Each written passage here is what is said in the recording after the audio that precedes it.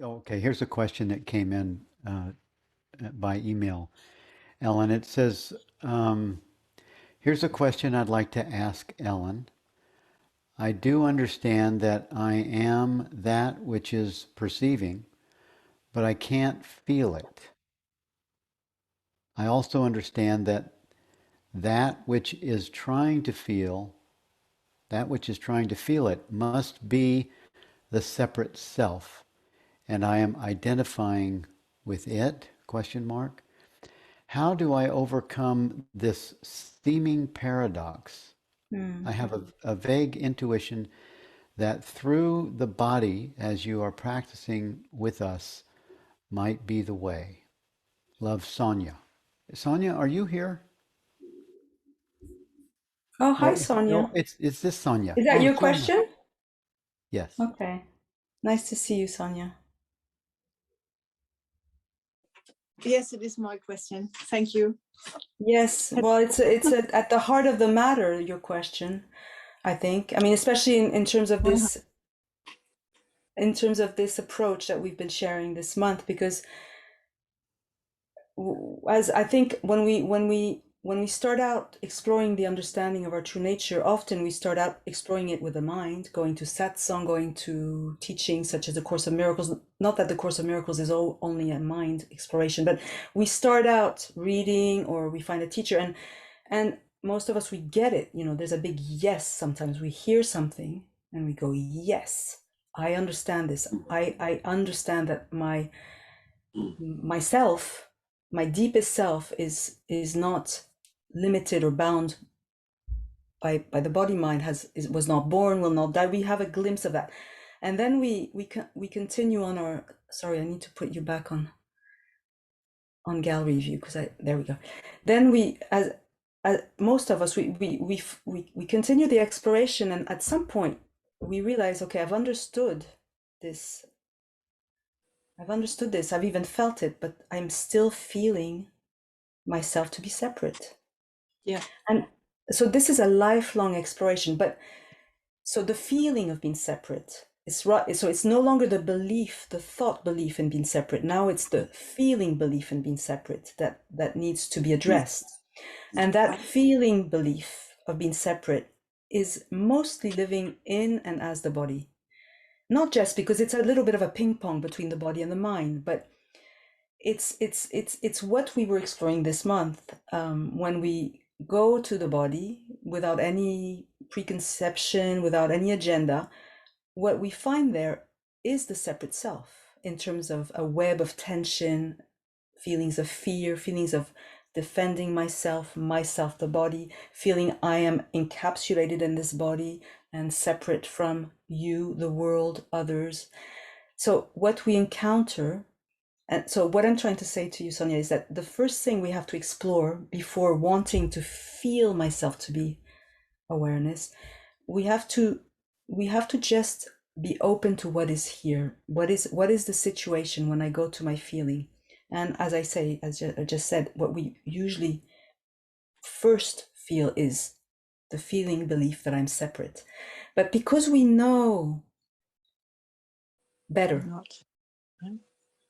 because we have an intuition that this isn't true, we have, and because we find guides on the way, such as these meetings or teachings, we are able to conduct experiments. We, for example, can think, okay, I know I'm not separate, but I'm feeling really contracted and dense and weighted. And what if I try to perceive my body in line with what I know to be true? What I know to be true is that I'm actually not limited, that I'm ever present, that I'm not located. So all you can play around, which is what we were doing this month, where you sort of induce your body. You say to your body, feel as if you were free of borders.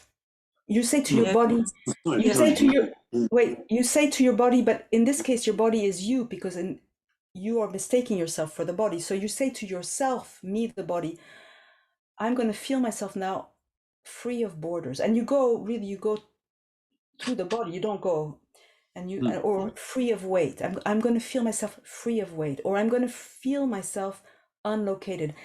And you don't succeed. I said this last time. You don't necessarily succeed, but what you invite are all the layers of what makes up this feeling belief that I'm separate. So it's a little game you're playing with yourself. You're saying, oh, you think you're separate. You, me. You're talking to yourself. You say, oh, you think you're separate. Okay, well, I'm going to propose that you feel yourself as if you were not separate. Just try, sweetheart, you say to yourself. And then you try playfully, lightly. And as you try, you sort of catch in your net different things, the habit of being located behind the eyes, the habit of feeling tension in the shoulders, the habit of feeling that I'm the fear in my chest, whatever it may be. You begin to make acquaintance with this habit of feeling myself to be separate, and you don't do anything. This is so important. You become acquainted. You begin to listen to that. You begin to see that belief. You begin to see it, to shine a light on it, and you do it not with a mission to get rid of it. That's the key. That is the key, I think. That is the key. To You do not it. do anything. No, Yeah. why? Because you started as awareness. You started in the knowledge that you are already this openness. Even if you don't feel it, you know that you are that. So you do your very best at the start. Your posture, your sort of stance is open, is unconditional, allowing. And you find little by little that, and you know, so you take that position of allowing, and you do as I just said. You welcome the body, you explore the body, and at some point, that listening, that welcoming, it's as if it communicated it to itself, to the tact, to the feeling, to the body, to the realm of sensations, to the breath. Everybody, little by little, effortlessly, little by little. It takes time. It takes years. Your feeling will become permeated with this same understanding that flooded your mental understanding, your intellectual understanding. It floods the body in the form of love, or you could say sweetness, or you could say ease. Space, yeah. What did you say, Sonia? Space? I said in space. Yes, yeah, spaciousness. if there's tension, it feels more loose, not so condensed, not so. That's right. A feeling of borderlessness, of space, a feeling of freedom, all sorts of things that we could, all the good words. You just pick out the good words, and Okay. But it takes a long time, and I don't want to set it up like this beautiful.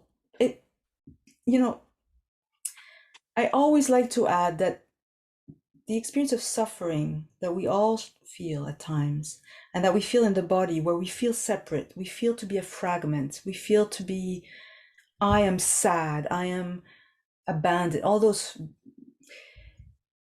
they seem to be natural, they're universal, we all feel them. So not to be in a rush when those feelings are there, to avoid them or want to spiritualize them, or really let those places, those places of suffering, really let them be felt at the level of the body.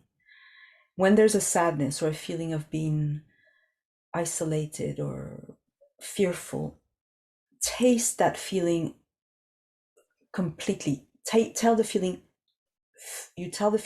fill me completely. Just, and you let the fear spread, whatever it wants to do. It may contract, or you let the tears, you feel the sadness in your throat here, and then you feel it behind your face, and then you feel the tears, and you just completely abdicate any agenda with that feeling. And there's a joy there that translates as well on the realm of feelings. The joy, I don't know how to say it. There's a joy. And that too is about love. It's about love. It's about allowing. And Could be the And it fullness. leaves an echo after that in the body. There's an echo in Yeah. the body. Yeah. Okay. Go ahead, Sonia, because I'm talking a lot. No, I'm listening, and it's extremely helpful, and I do understand that all the what we don't want to have, the sadness and contraction and all this, is part of the fullness of experience. Exactly. And so yes, I take it fully on board what you just said. Yes.